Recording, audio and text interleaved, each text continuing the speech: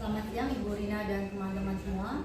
Untuk tugas aplikasi kuantitatif dalam bisnis kali ini, saya akan mewawancarai Ibu Dr. Anda Reni Septini Nasution, apoteker Mars MNCHE, apoteker ahli media instalasi farmasi RSPAD Gatot Subroto.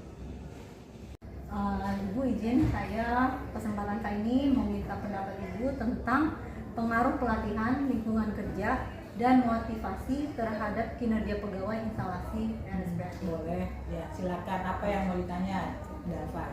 Pertama, seberapa sering personel farmasi mendapatkan pelatihan? Pelatihan ya.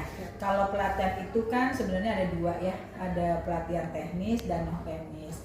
Nah kalau pelatihan teknis tentu hubungannya dengan kompetensi. Jadi kompetensinya kalau farmasi ya kan ada apoteker, ada tenaga vokasi farmasi. Tentu sesuai dengan kompetensinya. Kalau apoteker sesuai dengan kompetensi apoteker itu apa? Misalnya ada pelatihan PTO, pemantauan terapi obat gitu ya.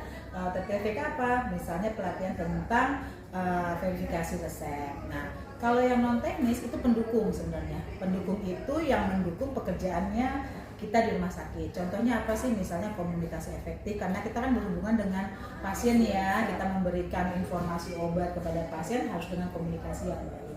Nah kalau yang antara teknis dengan non teknis itu pasti ada berkalanya, Dava. Kalau yang teknis itu minimal itu setahun itu 2 kali, karena kan kita mengasah kompetensinya dari teman-teman apoteker dan tenaga farmasi. Tapi kalau untuk yang non teknis itu bisalah berkalanya setahun sekali. Gitu Dava. Siap.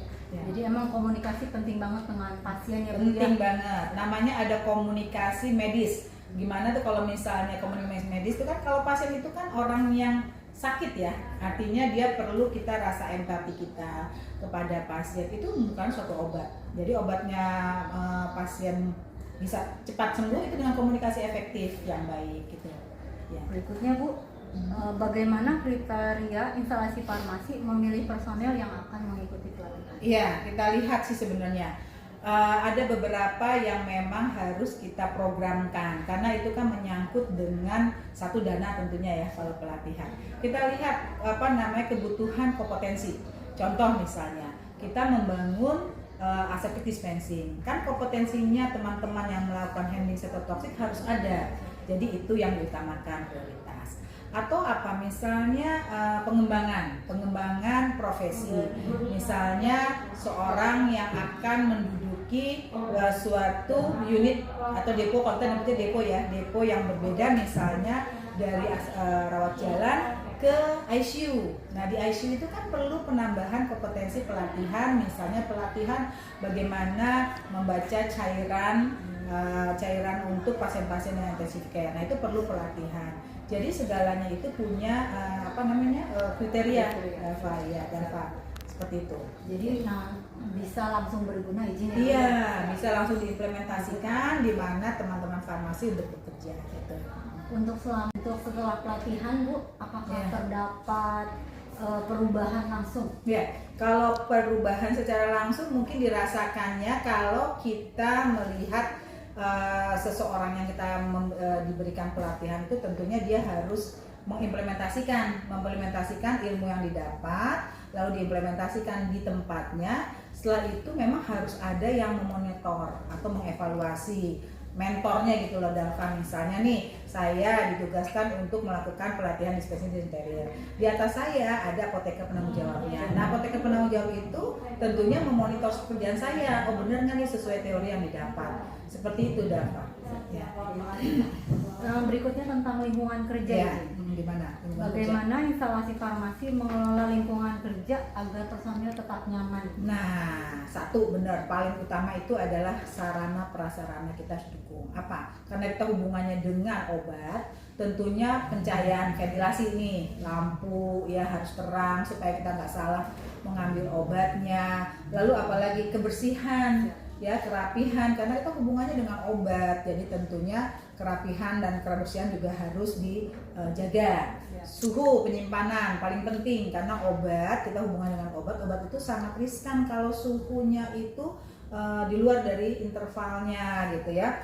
Kemudian apalagi fasilitas pendukung, misalnya kayak ruangan sholat mungkin ya, kemudian ruangan makan. Nah itu juga harus punya ya di instalasi farmasi. Itu yang mendukung teman-teman itu, personil itu nyaman untuk bekerja. Itu. Berikutnya Bu, kalau untuk dari sisi personil, bagaimana menciptakan bonding? Oh iya. Kita kan tim ya Bu. Tim, betul. Satu itu kerja sama tim, ya, tim yang baik. Jadi mengadakan rutin ya. Makanya kita selalu tuh minta setiap depo itu setiap pagi sebelum mulai kumpul bersama, apa yang ada permasalahan dibicarakan sama-sama. Setelah sudah ada pemesan solusi, baru kita berdoa gitu ya. Atau juga bisa pelatihan bersama ya, tadi kalau misalnya Dalva dilatih punya ilmu baru, nah Dalva juga dalam kerja sama tim atau kumpul tim itu juga bisa memberikan mentransfer ya apa yang telah didapat, itu Berbagi ilmu izin. betul, berbagi ilmu. Jadi jangan sendirian gitu ya mati dulu. Terkait motivasi kerja Ibu izin, Ya, itu penting ya. apa sih motivasi terbesar dari personil farmasi di dalam melayani pasien? Oke, pertama karena kita hubungannya dengan pasien. Tentu kalau kita melihat pasien itu sembuh ya dengan obat yang kita berikan, itu adalah motivasi terbesar bahwa kita sudah bisa memberikan edukasi yang baik pada pasien dalam memanfaatkan atau memaksimalkan pasien minum obat, benar kan ya gitu ya. Yang kedua tentu keselamatan pasien. Keselamatan pasien itu memastikan pasien dapat obatnya aman, benar sesuai dengan resep dokter. Itu juga motivasi personil farmasi dalam pelayanan kefarmasian. Lalu apa? Profesionalisme. Jadi misalnya menjalankan tanggung jawab sebagai tenaga kefarmasian dengan baik dan benar, itu juga merupakan motivasi kita, karena kita tahu ya, kita sebagai seorang apoteker atau sebagai seorang tenaga vokasi farmasi mempunyai profesionalisme yang tinggi. Lalu apalagi ya, kepuasan pribadi mungkin ya, misalnya merasa dihargai oleh sesama, merasa dihargai oleh pimpinan. Nah itu merupakan motivasi terbesar dari personil farmasi.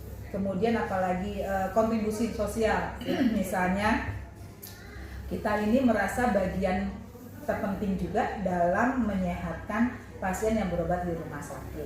Jadi itu merupakan motivasi terbesar personil farmasi untuk melakukan pelayanan kepada pasien yang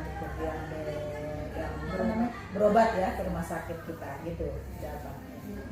Secara ini juga kan sosial gitu kan, kita menolong gitu ya. Betul, karena kan rumah sakit itu kan lebih banyak sosialnya ya daripada COVID-nya gitu ya, seperti itu. Untuk yang kedua, apakah ada reward khusus untuk personil dengan kinerja di atas rata-rata? Oh iya, pasti ada. Kita pasti ada reward dan punishment ya. Kalau reward itu berarti kita memberikan sebenarnya kepuasan, motivasi juga, sebenarnya bagian dari motivasi juga ya. Biasanya reward itu yang diberikan kepada personil farmasi itu dengan kriteria yang memang personil tersebut mempunyai kinerja di atas rata-rata gitu ya. Bentuknya apa? Bentuknya macam-macam, tergantung dari rumah sakitnya masing-masing. Kalau rumah sakit misalnya kita juga memberikan penghargaan yang formal gitu ya, misalnya seperti memberikan